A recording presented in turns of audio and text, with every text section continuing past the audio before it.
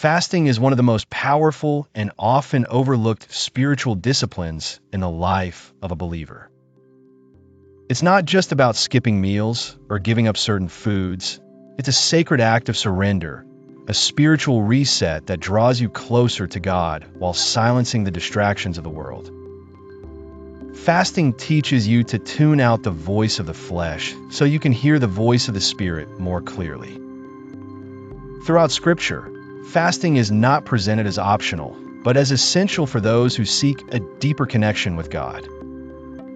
In Matthew 4 verse 2, we see that even Jesus fasted 40 days and nights before beginning his ministry, showing that spiritual power is often birthed through private discipline. In Mark 9 verse 29, Jesus reveals that some spiritual victories can only be achieved through prayer and fasting, meaning there are certain battles, breakthroughs, and levels of closeness with God that can't come any other way.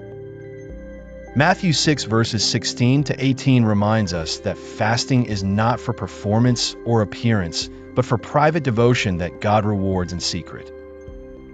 Acts 10 verse 30 shows Cornelius fasting and praying, leading to a divine encounter. And 1 Corinthians 7 verse 5 highlights fasting as a sacred time of devotion and prayer, setting aside the natural to focus on the spiritual. Fasting strengthens your spirit, humbles your flesh, and aligns your heart with the will of God. But how do you fast the right way? Here are 4 biblical tips that will help you fast effectively and experience God's presence more deeply. First, prepare your heart before you begin. Fasting without preparation can easily become an empty ritual. Before you start, spend time in prayer and reflection. Ask God to reveal the purpose of your fast. Are you seeking clarity, breakthrough, deliverance, or a deeper connection with Him? Cleanse your heart from sin, unforgiveness, and distractions. Make sure your motive is pure, not prideful or religious.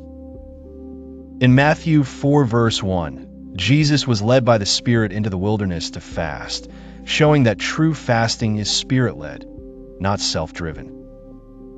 Write down your intentions. Set aside dedicated times for prayer and scripture reading, and approach your fast as a sacred appointment with God, not a self-improvement challenge.